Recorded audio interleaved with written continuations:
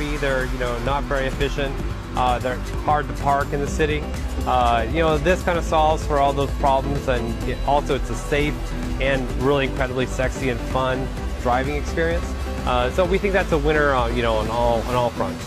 We'll let you be the judge of if it's sexy, but Danny Kim insists I won't have any problems taking it for a spin after engineers run through some final tests. I'm going to hold him to that claim. Well, the biggest problem with two-wheeled vehicles is that they're inherently not very stable. Point proven. By using two gyroscopes spinning under the seat, the company claims this new vehicle can keep itself upright like a child's spinning top.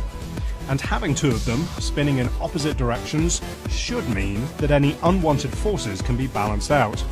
We've seen that in the workshop. Now, in this prototype, they're on the road. Yeah, I mean, it's bouncing right now. So that sound we can hear is the gyros running underneath? Exactly. That's spinning at like 6,000 RPM. It's about, in maximum, it's going to be around 6,000 foot-pounds of torque. It's an ungodly amount of torque. But that's enough to keep this vehicle upright? Oh yeah, that's plenty. That's enough for like a Ford F-150 to drive into the vehicle. So a big pickup truck. Yeah, sideways. Side. This is the drivetrain. It's got a big motor. It's a huge improvement. It's about capable of 100 miles an hour top speed. We have a whole electrical system that's going to get shrunk down to about the size of a shoebox.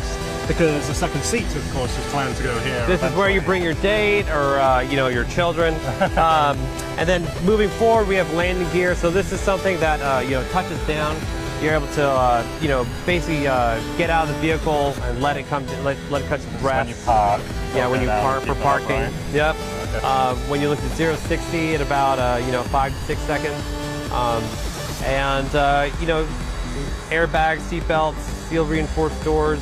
It's going to have a body in the end. But this is our Wright Brothers Flyer. This is our version of the full control system that enables this platform to drive. The very early version. Well, the proof is in the driving, so absolutely. I guess we should see it in action. Yeah. This is the first time they've let a reporter behind the wheel, and I'm under orders to behave. Controls are fairly simple, particularly at this stage. There are two pedals, stop and go, and a steering wheel.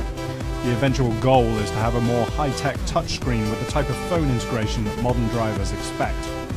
The roll cage is aluminium, and at the moment, this is all the company will tease us with about what the final body will look like.